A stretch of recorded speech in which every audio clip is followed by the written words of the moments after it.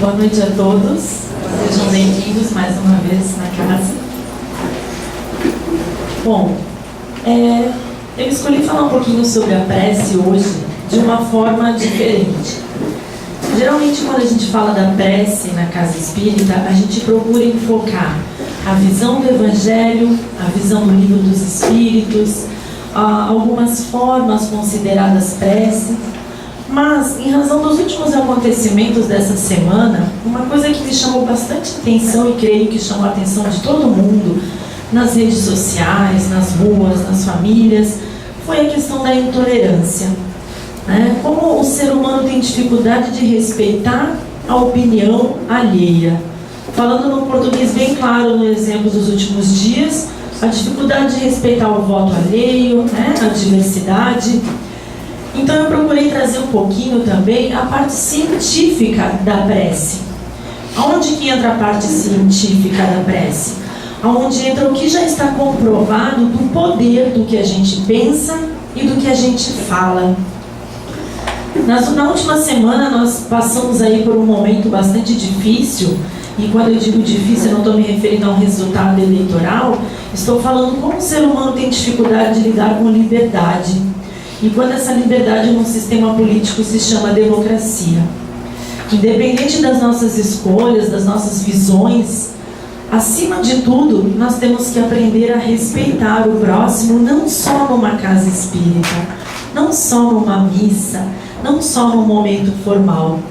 E um processo que durante tanto tempo foi lutado para se conseguir, que é o processo democrático, de repente pudemos presenciar nos últimos dias pessoas quase que se degladiando por terem opiniões diferentes, pessoas se ofendendo, um movimento quase que de xenofobia, Para quem não está muito acostumado a essa palavra, eu diria que a xenofobia é quase uma doença, porque ela é um pavor, ela é um preconceito profundo ligado a uma nacionalidade, a um adjetivo pátrio de alguém. Então quem é de lá é melhor, quem é de cá é melhor. Senti quase que uns Hitler ressuscitando aqui perto de nós nos últimos dias. E aí me fez refletir, como eu falei, independente da questão do voto, do gosto de cada pessoa, o que a gente tem que parar para pensar é o poder que tem a nossa mente e a nossa palavra. O poder que tem depois que a gente falou algo para alguém, que a gente desejou algo para alguém. Como é grande esse poder que a gente tem de muitas vezes materializar isso que se é desejado. Então, se nós, considerados no Brasil um grande país cristão, não conseguimos sequer exercer o respeito à opinião diversa à nossa, como nós vamos falar dos outros mandamentos? Como nós vamos falar dos outros ensinamentos de Cristo? Então isso foi uma coisa que durante a semana me chamou bastante atenção. Inclusive quando a Rô perguntou para mim na segunda-feira qual seria o tema da palestra, eu disse para ela, olha, eu vou precisar que tu espere um pouquinho porque eu vou mexer. A gente tem que trazer muito para dentro aqui, eu penso que a gente tem que trazer para dentro da casa espírita. Como professora, eu digo que são estudos de caso. A gente tem que pegar o que acontece no nosso dia a dia, na nossa prática e visualizar. Porque é muito fácil ser santo dentro da casa espírita, dentro da igreja.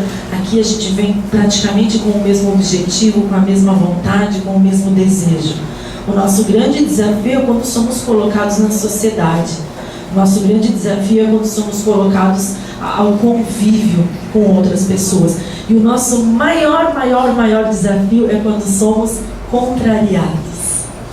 É quando aquilo que não era a minha vontade foi o que foi escolhido.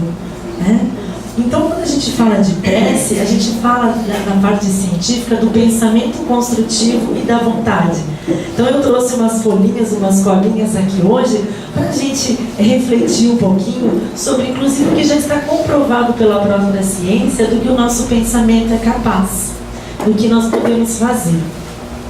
Então, para começar, quero ilustrar para vocês um fato que aconteceu em junho de 2013, num hospital de São Paulo. Vocês são cristãos?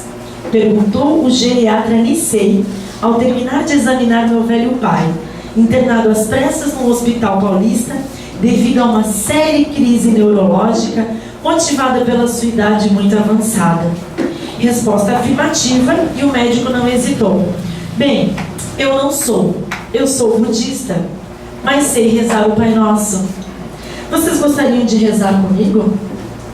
Lembro-me que eu e minha irmã nos olhamos um tanto atônitos, mas sem muito pensar dissemos sim com a cabeça. O médico então segurou nossas mãos, fechou os olhos e foi em frente. Pai nosso que estás no céu, santificado seja o vosso nome, e assim por diante. Quando terminamos a oração, nosso Pai, que momentos antes se agitava em dores, ressonava tranquilamente. O médico sorriu e foi definitivo. A oração, às vezes, é um santo remédio. Isso foi um caso que aconteceu com Luiz Pellegrini, como eu disse, no ano de 2013, dentro de um hospital em São Paulo. Nós temos vários estudos que são desenvolvidos nos últimos anos sobre a questão da força do pensamento e hoje, já com um enfoque na prece, na oração.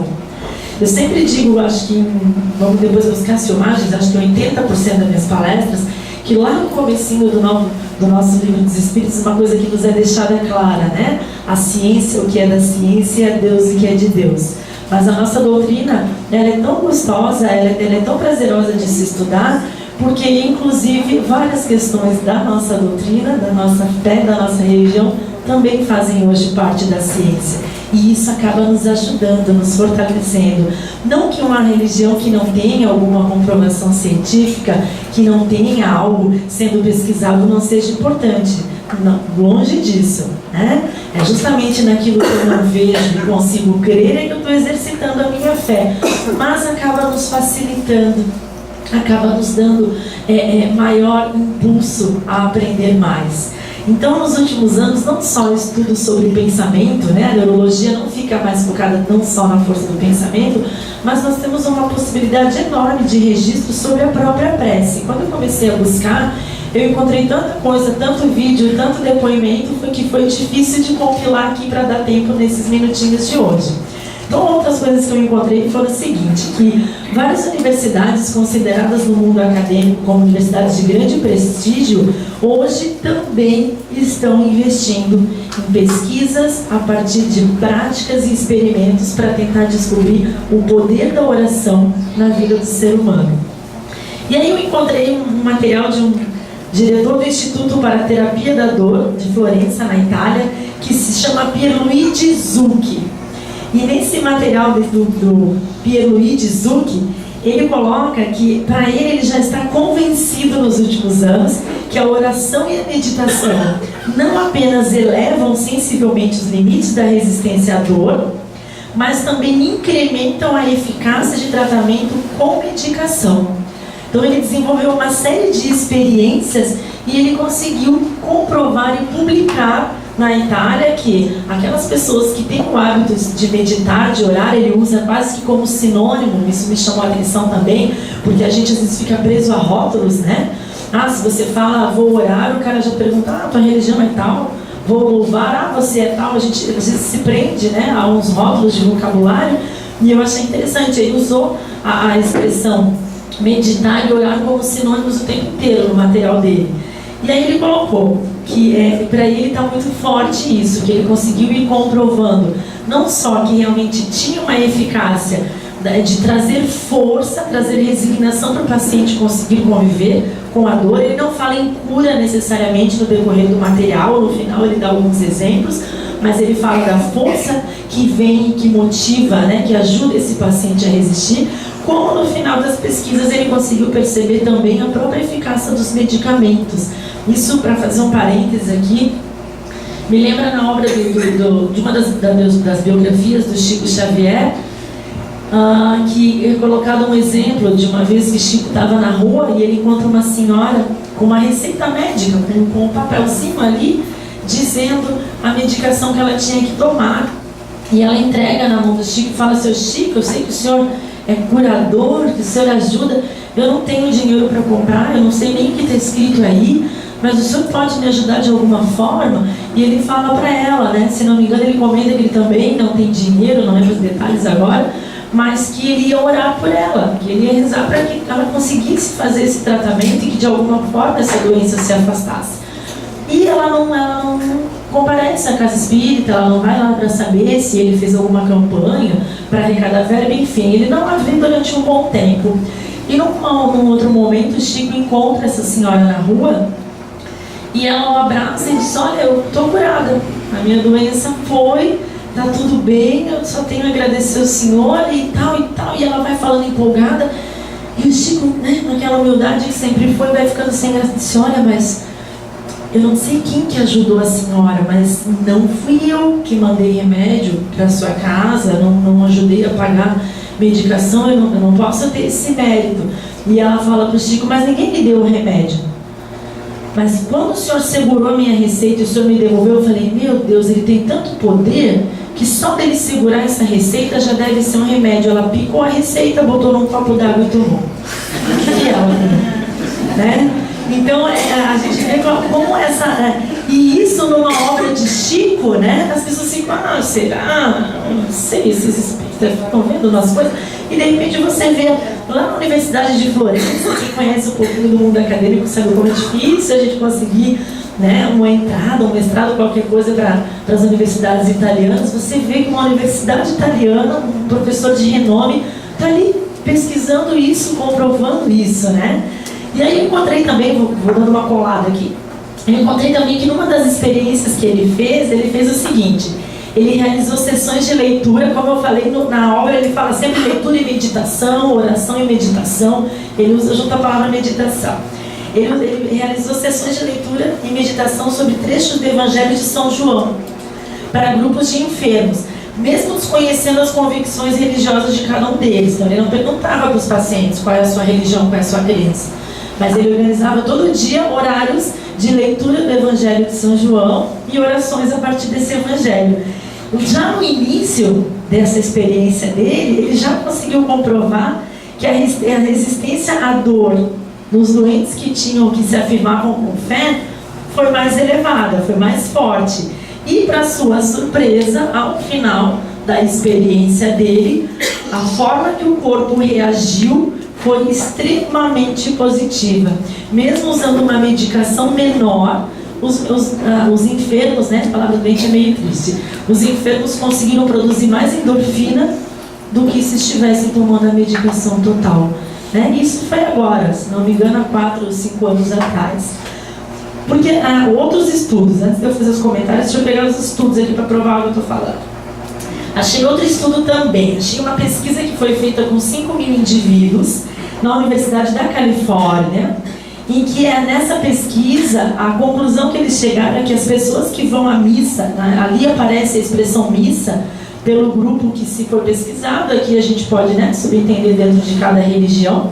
Então as pessoas que vão à missa 1 ou mais vezes por semana, eles conseguiram comprovar, olha isso, gente, um índice de mortalidade de 25% até 35% mais baixo do que os que não vão. E não foi o padre, não foi o diácono, não foi...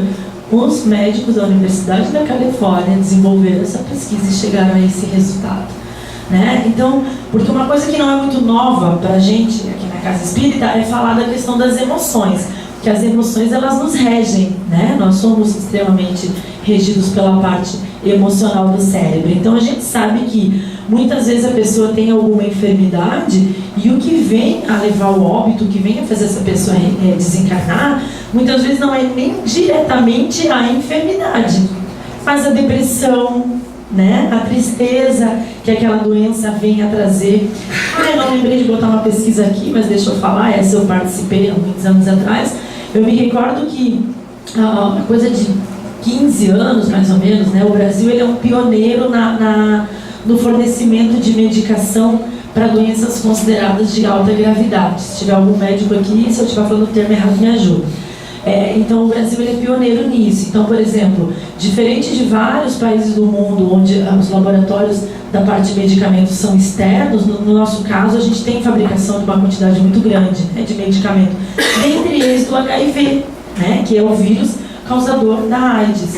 E eu lembro que uma coisa de 10, 15 anos atrás também a gente teve acesso a algumas pesquisas interessantes, veio um material legal aqui para Balneário, dessa questão que os primeiros anos de registros de óbito do HIV não foi pela baixa imunidade. Porque o que é o HIV? Na verdade, ninguém morre do HIV. Né? O HIV ele ataca a tua imunidade e você vai perdendo. Então, uma gripe vira uma coisa enorme, né? E assim por diante. E os primeiros casos de HIV no Brasil estavam relacionados à questão da entrega, do não tratamento, que hoje a gente fala tanto na depressão. Né? Então, a gente sabe que a parte emocional ela é muito forte.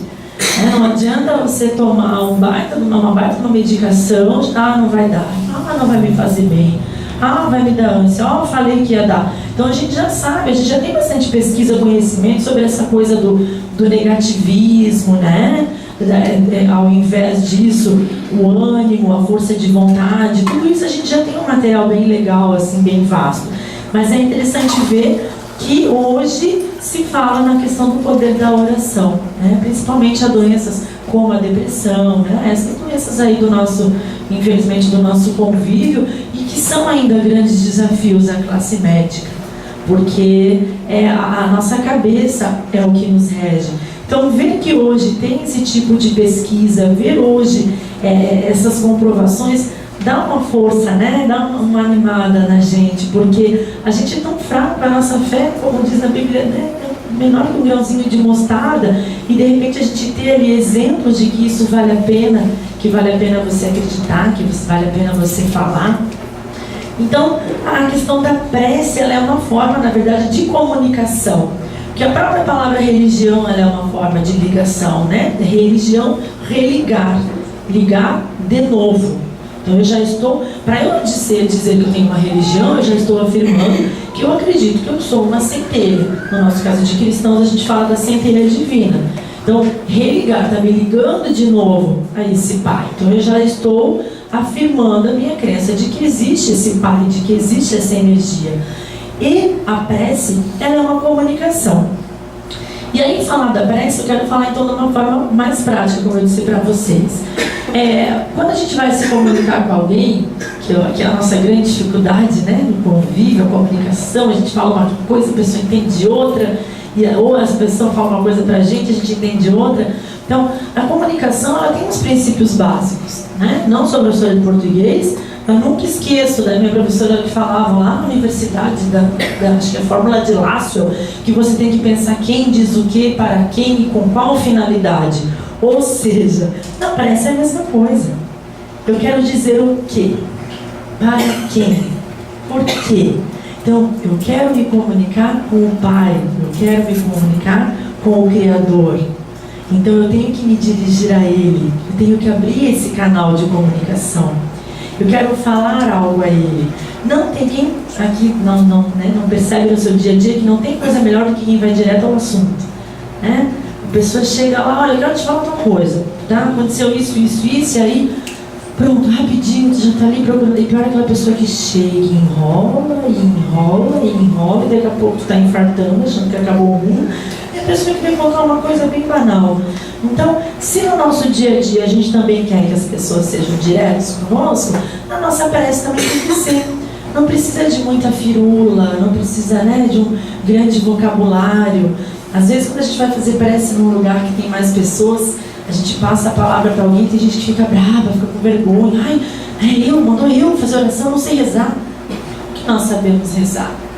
Se a gente levar em conta que a prece é uma comunicação, ela é um canal de interligação e basta eu ser direto naquilo que eu quero. Então não existe eu não sei rezar. Eu não preciso fazer um curso de preces. Eu não preciso me preocupar com o meu vocabulário, porque o meu Criador está acima desse vocabulário. Não vai fazer diferença, né?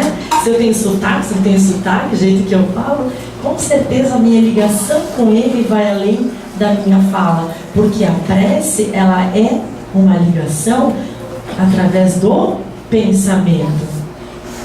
Não adianta eu falar, eu expressar uma coisa numa prece e pensar outra. Estou lá, Pai Nosso que estás no céu, que horas para terminar para ver aquele sapato, né?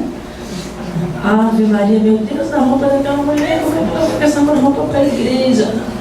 né? Quantas vezes, né, a gente sabe que a gente está falando uma coisa e está pensando outra, né? Mulher, então, que diz que a gente consegue fazer isso mais vezes, né? Homens não é feminismo, eu li isso, dos tal dos neurônios desencapados e reencapados, como é que é o nome daquele negócio? Daqui a pouco vou lembrar. Melanização.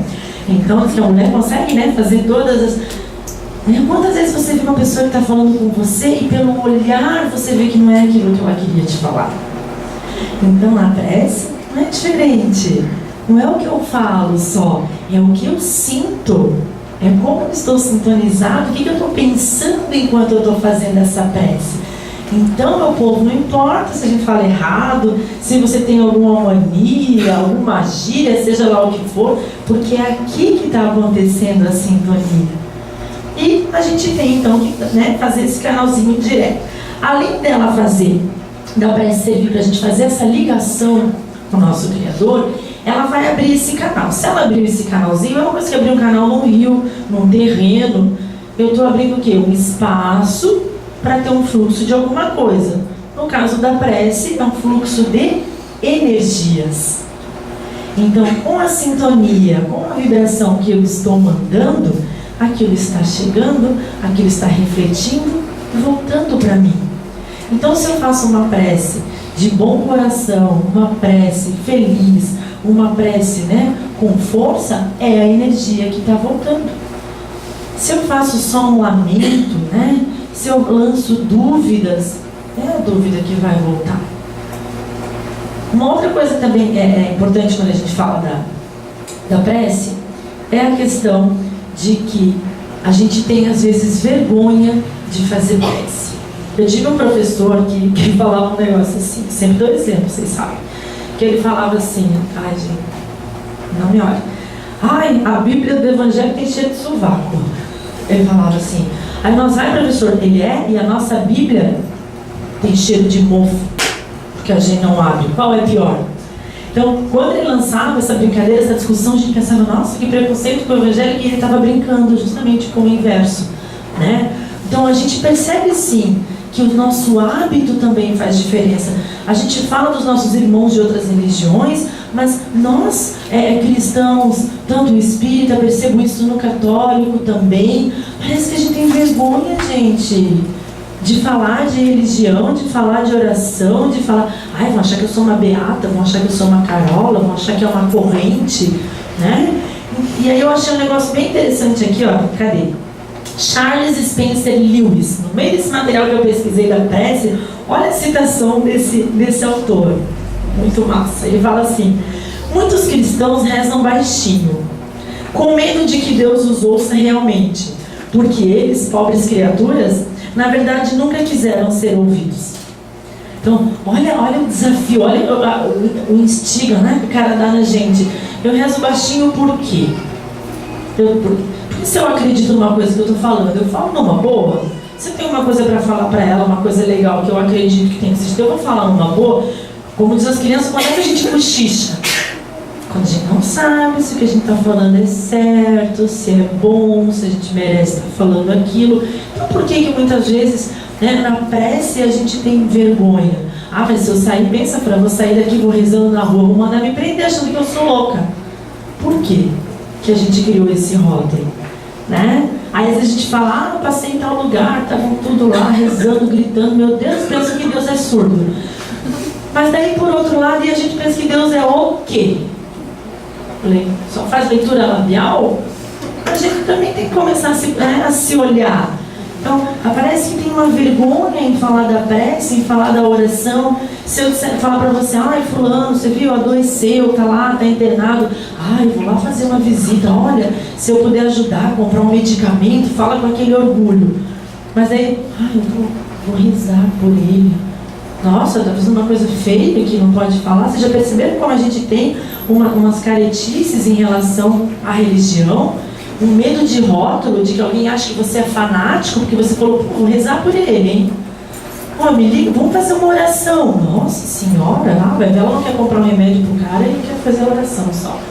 Então, essa questão de verbalizar, né, de falar abertamente a prece, ela é importante sim. Por quê? Vamos abrir um parênteses. Porque dentro da doutrina espírita, em especial, a gente sempre fala que a gente não está sozinho, que nós temos o nosso mentor espiritual, né? Que nós temos irmãos que nos acompanham. Então, dizem que os grandes espíritos de luz, eles têm sim a telepatia e tudo mais, mas nós temos irmãos que estão em evolução tanto quanto nós.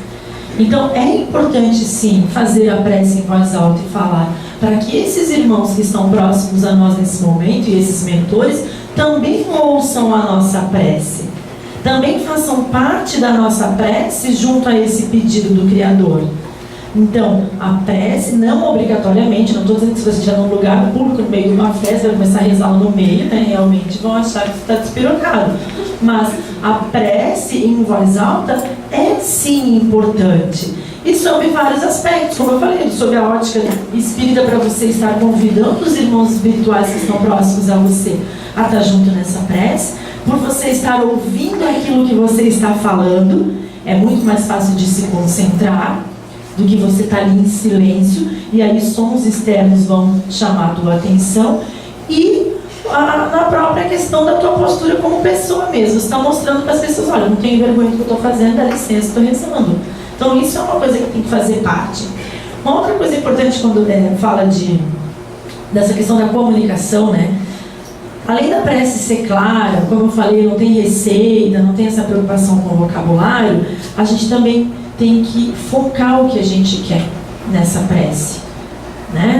A gente quer agradecer, a gente quer fazer um pedido, a gente quer pedir que o nosso coração serene para que a gente encontre a solução de alguma coisa, sempre deixar claro isso na prece também, né? E às vezes as pessoas vêm aqui fazer a ficha para apometria e ficam, por que será que eu tenho que dizer, né, o que eu quero tratar? Se eles são espíritas, eles têm que saber. Não, porque às vezes o que está te incomodando é uma dor de cabeça que te trouxe aqui, mas de repente na hora que abre a tua sintonia, que abre o teu canal lá na apometria, o que aparece é um negócio do estômago que você nem sabia ainda, mas o que te trouxe aqui é para tratar essa questão da dor de cabeça. Então, na prece a gente também tem que deixar claro o motivo daquela prece, né? Para que os nossos irmãos espirituais desencarnados também saibam o que a gente está buscando. É claro que, como eu falei, quando a gente fala ao Criador, para ele não vai ter dúvida, mas a gente também tem que deixar claro o que a gente quer. A questão da concentração ela é bastante importante, né? E a concentração independe do local que você esteja. Então, eu estou no meio de uma manhã de trabalho, está pesado, eu vou ficar aqui o dia inteiro, eu não tenho como ir a uma casa espírita agora, eu não tenho como ir a uma igreja, eu vou lá no banheiro, meu Deus, rezar no banheiro. Como qualquer outro espaço, você vai procurar aquele lugar onde você vai se sentir mais tranquilo, com menos som externo para você se concentrar, e vai fazer sua prece, né? Tem gente que se concentra no ônibus, se concentra no trânsito, aquela balbúrdia em volta e consegue. A gente tem que se conhecer. Por isso que o Espiritismo não dá receita. Ele não dá uma receita. O amor é a receita. A fé é a receita. Porque cada pessoa tem que se conhecer, tem que saber a forma que lhe faz bem. No Livro dos Espíritos diz o seguinte: pois que ao Espírito é possível tão grande ação sobre a matéria elementar, concebe-se que lhe seja dado não só formar substâncias, mas também modificar-lhes as propriedades, fazendo para isto a vontade do efeito reativo. O que quer dizer isso? Aquele exemplo que eu dei lá do medicamento. Então a gente consegue não só equilibrar o nosso pensamento, como a gente tem o poder da nossa fala, da nossa prece, ser transmitida assim às substâncias. Vocês já perceberam, quando a gente termina aqui a palestra e vai para o passe, quantas vezes a gente vai tomar aquele copinho de água que fica ali? Tem gente que diz que sentiu um gosto amargo na água, tem gente que diz que sentiu um gosto doce na água, tem gente que diz que achou que a água estava diferente. E o que é aquilo, minha gente? Nada mais é que no momento em que nós estamos aqui, essa água já está recebendo sim as vibrações que a gente precisa. Por isso que um sente um gosto de uma coisa, o outro sente o gosto de outra, porque já está ali preparadinho aquilo que a gente precisa. E não é o milagre, e não é a macumba, e não é ou qualquer outra coisa que foi feita ali na água. É a sintonia do nosso pensamento, as preces que estão sendo feitas ali enquanto nós estamos aqui, a prece do momento do passe, que já traz um pouquinho ali do que cada um precisa de energia para tomar naquela água, né? E agora só uma parte, é interessante a coisa da água, né? Porque a gente vê que quase todas as religiões a água tem um simbolismo forte, né? Nos batismos tem a questão da água, nesses canais de TV aí, dessas igrejas que tem canais de TV, né? A gente vê as pessoas botando a garrafa de água ali na frente da TV e tudo mais, e é a fé de cada um. É você acreditar que você está fazendo aquela oração junto naquele momento. Como é que eu vou dizer que a nossa água aqui foi fluidificada e vou dizer que da casa que tem aqui ao lado, não, a água deles não tem nada? Por quê? Né? Então, aquilo que a gente acredita, aquilo que a gente coloca, também vem nas substâncias. É isso que o Evangelho coloca. Vai ter o efeito reativo sim, ou seja, vai ter a reação nas substâncias próximas a nós também. Eu trouxe uma historinha aqui que eu quero ilustrar daqui a pouquinho, mas já vou falar dela. Kardec, ele trouxe eu disse que não tem receitinha, né? Mas Kardec, ele trouxe uma máxima, assim, ele trouxe na codificação do Evangelho uma fala muito interessante, né? Quando ele coloca praticamente ali dois passinhos, né, pra gente, que ele coloca do orar e vigiar. Orar pra gente elevar o pensamento, pra gente colocar numa boa sintonia, pra gente ficar de uma forma positiva, e vigiar esse mesmo pensamento, né? A gente conseguiu fazer oração, vigiar para que a gente continue nessa sintonia, vigiar para que a gente continue naquele padrão vibratório. Ah, mas eu não consegui vigiar, eu não consegui manter o padrão. Daqui a pouco eu já rodei a baiana, já quebrei tudo, já... Então vamos voltar para a primeira parte, orar. Vou orar, vou fazer a minha prece, vou pedir, vou me acerenar, vou me acalmar. Consegui. Agora eu vou vigiar para continuar ali. Por que se coloca vigia, né? Numa construção, numa casa, numa loja? O cara está ali para quê? Ele vai construir a loja? Não. Ele vai cuidar para que continue o que está ali dentro. Então ele está na frente da loja para continuar dentro da loja aqueles produtos que o dono da loja deixou antes de sair. Mas ele não construiu a loja, ele colocou os produtos lá. O papel dele é vigiar. Quem construiu a loja, organizou e colocou os produtos lá foi o dono da loja. Então primeiro eu vou construir a minha vibração. Primeiro eu vou fazer a oração. Vou colocar os produtos que eu quero aqui dentro. Depois eu vigio, né? Algumas igrejas falam da vigília, né? E é isso, gente. O que é a vigília? Né? Na verdade é só um exercício coletivo ali, né? É só uma forma coletiva de fazer isso, de estar todo mundo junto ali, vigiando para aquele pensamento continuar, para aquela oração continuar. Então é interessante a gente ver que no fundo, como eu falei no começo, a ciência e a religião, elas acabam andando muito próximas assim, e as próprias religiões entre si acabam muito próximas. Porque, de repente, a forma que uma coloca, a gente acha tão diferente, mas a gente vai olhar o que significa aquele simbolismo, o que significa aquele objeto, e aí a gente acaba vendo que no fim está significando a mesma coisa do que a gente está buscando, mas fazem diferente. Então tem o que grita lá para Jesus, mas também tem aquele que tem vergonha de fazer oração, que ninguém sabe o que está falando. E a gente tem que ver a melhor forma para a gente conseguir fazer isso. Como eu falei para vocês, quando eu procurei esse material, essa parte científica, eles não falam da oração e da meditação desvinculada da vontade, né? A maioria dessas pesquisas coloca ali que a vontade é o que vai despertar as potencialidades. Eu ousaria dizer que já que a gente está falando de uma questão religiosa, então a vontade, eu diria que ela vai despertar as potencialidades da alma, né? Vamos trazer para dentro da religião essa expressão. Então a vontade é o nosso imã, é o que vai fazer a gente buscar, a gente atrair aquilo que a gente quer. Então sem vontade não adianta, não adianta. Então não vou rezar. ora e vigia. Você vai perceber se você está rezando direito, se você não está. O ser humano é muito em cima do exercício, né? A gente é muito em cima daquilo que a gente faz. Então, vamos pegar mais um exemplo do nosso dia a dia. Então, a esposa pediu lá para o marido lavar uma louça, e aí ele vai sem a menor vontade.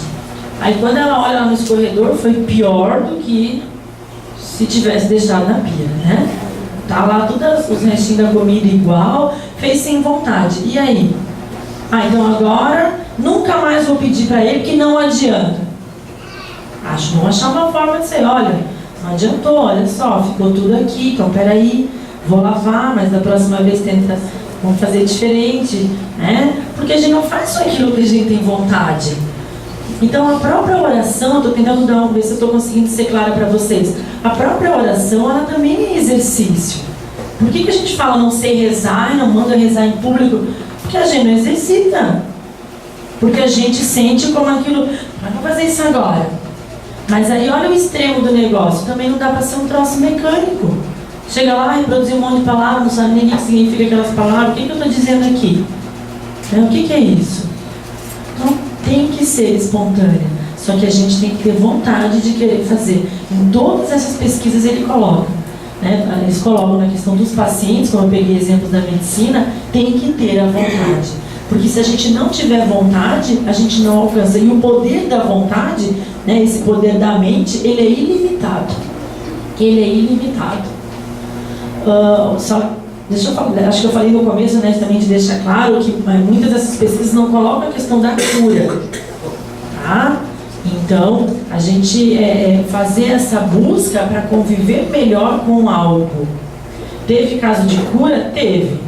Né? Eu vi um caso agora, se não me engano, foi nos Estados Unidos também, que o médico começou a perceber, agora não lembro, gente, do nome do negócio, eu sou super médica, mas enfim, como se fosse a imunidade, tá? Vou ilustrar com a imunidade, que ela não estava aumentando. Ele terminou as pesquisas, o repórter acho que falou isso também, ele terminou as pesquisas e ficou meio frustrado, mas não aumentou esse Bagudex aqui, não mudou, continuou igual.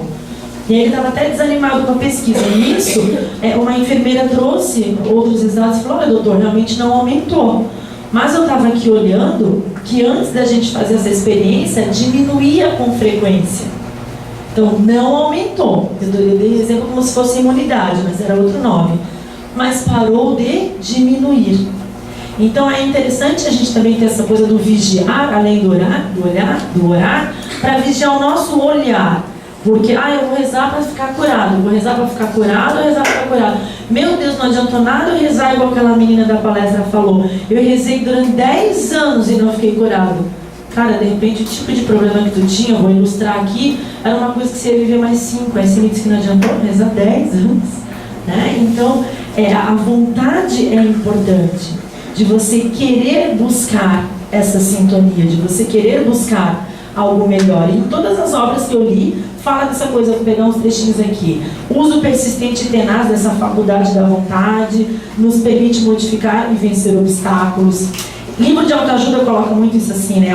Se o homem conhecesse a extensão dos recursos que nele germinam, ficaria deslumbrado. Olha essa frase.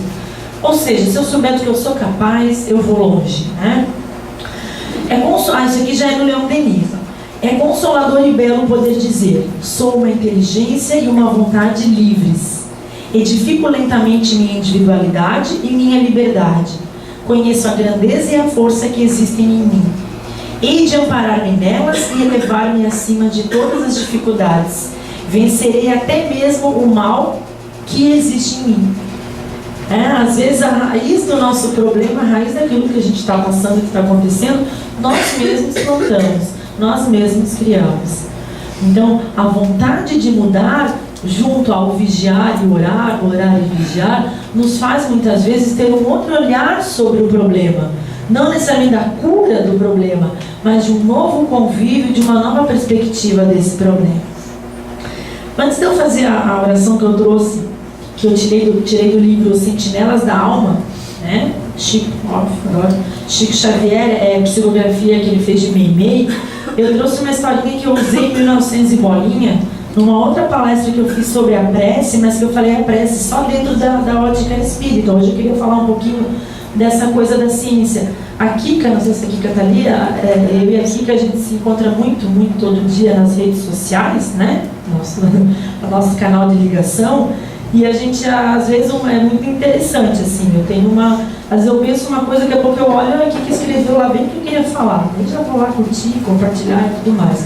Então, como eu peguei o que me motivou a falar um pouquinho dessa força do pensamento e da nossa palavra, foram sim os acontecimentos da última semana. Como eu falei, não estou falando independente de quem foi eleito ou não foi, não estou falando nem só em âmbito nacional, mas me chamou a atenção esse poder da fala das pessoas, né? Se ofendendo, se xingando, se humilhando. Então, se tu vota na Joaninha, tu é burro. Se eu voto no Pedrinho, eu sou inteligente. Se tu gosta de arroz, tu é japonês. Se tu gosta de macarrão, tu é italiano, e essas coisas do gênero. E aqui que eu colocou um negócio que eu achei muito legal, que foi naquele momento que eu falei, eu vou falar sobre o poder do nosso pensamento essa semana na palestra, que algumas pessoas chegaram ao absurdo. Me desculpa se alguém fez, vocês sabem que eu sou muito delicada, né? Vocês já percebem nas minhas palestras, uma pessoa muito delicada, muito serena, muito suave. Então me chamou a atenção que uns perturbados colocaram assim, a foto nas redes sociais, luto. E eu sou uma pessoa muito rápida, sabe? Eu sou uma pessoa muito ágil. Eu precisei ver uns 10 daquilo para entender que não tinha morrido ninguém da família daquelas pessoas.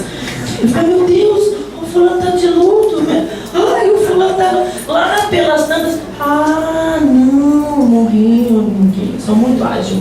E aí eu falei, gente, peraí. Ou essas pessoas nunca perderam um ente querido e não sabem o que é o sentimento do luto, para escrever isso por causa de um resultado, né? Ou a coisa a energia tá muito ruim. Mas não deu 5 minutos, eu olhei aqui que eu tinha escrito lá, gente, vamos mudar o nosso padrão vibratório, né? Principalmente quem é espírita, olha a força da palavra luto. Vamos buscar o que significa a palavra luto, né? E aí eu lembrei rapidinho que a gente fala muito dos orientais, né? Dos japoneses, dos chineses, que dizem, não sei se é verdade ou se é mentira de internet, que a palavra crise, até para eles, tem um significado diferente do nosso, né? Que o nosso crise é sinônimo de problema, e que para os orientais a palavra crise significa algo similar a impulso. Então, uma crise é algo que te impulsiona, que te leva a fazer algo maior. Então, eu achei muito legal aquilo que a Kika colocou, porque a gente tem que pegar as situações adversas da nossa vida e pegar como algo que nos faça fazer algo maior e não baixar o nosso padrão vibratório. Aí, de repente, aquilo lá parecia a central de luto lá, né? Que daí era só luto. Eu falei, meu Deus do céu, gente, o que é isso? Por quê? Porque a gente não organiza o nosso pensamento a partir do orar e vigiar, né? Orar e vigiar, de respeitar o próximo. Primeiro, agora eu não lembro se era Gandhi, se era Che Guevara que dizia, acho que era o Che que dizia, né? Que eu posso não concordar com uma palavra tua, mas eu vou morrer defendendo o teu direito de falar. E é isso que tem que ser. Então a gente não precisa concordar com tudo que acontece à nossa volta, não. Mas a gente tem que agradecer de a gente estar numa sociedade que nos dá essa liberdade. Então a gente pode não estar feliz e contente. Ah, que legal, eu tenho uma doença grave. Não é isso que a casa espírita fala. Ai, meu pai morreu. Não é isso, gente. Né? Tem gente que parece que espera isso da gente. Olha, fulana está chorando tanto que o marido dela, que a mãe dela morreu. Mas ela não é espírita? Ser humano. Mas a nossa prece vai fazer com que a gente busque um padrão vibratório melhor. Então eu peguei essa historinha da primeira vez em 1900 bolinha que eu falei sobre prece, eu usei essa historinha. Cada dia, ao meio-dia, um pobre velho entrava na igreja e poucos minutos depois saía. Um dia o sacristão lhe perguntou o que fazia, pois havia objetos de valor na igreja e esse homem muito simples entrava todos os dias. Venho rezar, respondeu o velhinho. Mas é estranho, disse o sacristão, que você consiga rezar tão rapidamente. Bem, retrucou o velho, é que eu não sei rezar aquelas orações compridas, mas todo dia ao meio-dia eu entro na igreja e falo: Oi Jesus, eu sou o Zé, vim visitar você. Num minuto eu já estou de saída, pois é tudo que eu sei falar. é só uma oraçãozinha, mas eu tenho certeza que Jesus me ouve. Alguns dias depois, Zé sofreu um acidente e foi internado num hospital.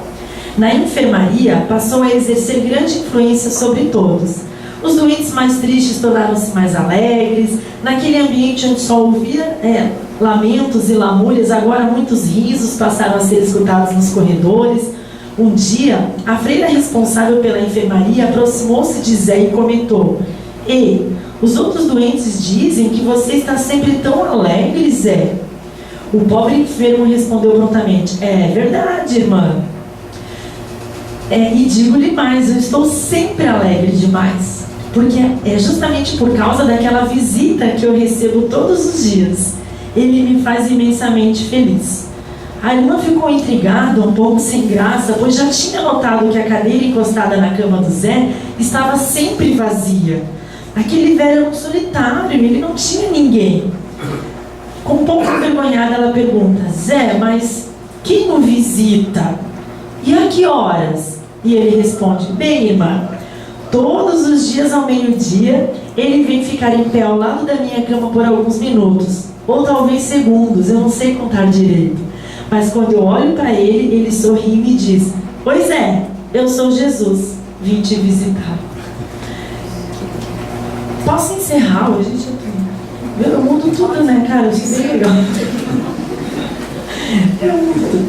Então essa oraçãozinha do Zé, ela traz pra gente, eu fico sempre emocionada com essa prece, porque a simplicidade das pessoas é algo que me encanta, sabe? E que a gente não perca essa simplicidade.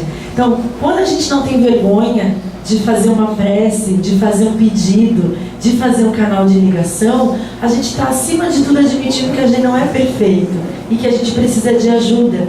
E isso é maravilhoso do ser humano. Então, para encerrar, eu vou fazer uma prece pra gente, que é, como eu falei para vocês, do livro Orando a Cada Dia, um texto de Meimei, que Chico reproduziu no livro Sentinelas da Alma, e que eu penso que é uma prece muito linda e que vai representar um pouquinho de cada um aqui dentro hoje. Então eu vou convidar todos vocês para buscarem uma sintonia de amor, de fraternidade, de fechar um pouquinho os olhos, de buscar um pouquinho a concentração, de buscar um pouquinho o que está dentro do seu coração, que cada um individualmente lembre o motivo que eu trouxe aqui, né? Se foi para pedir, se foi para agradecer.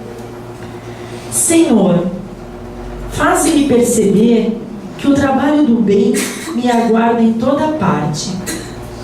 Não me consintas perder tempo através de indagações inúteis. Lembra-me, por misericórdia, que estou no caminho da evolução com os meus semelhantes, não para consertá-los, e sim para atender à minha própria melhoria.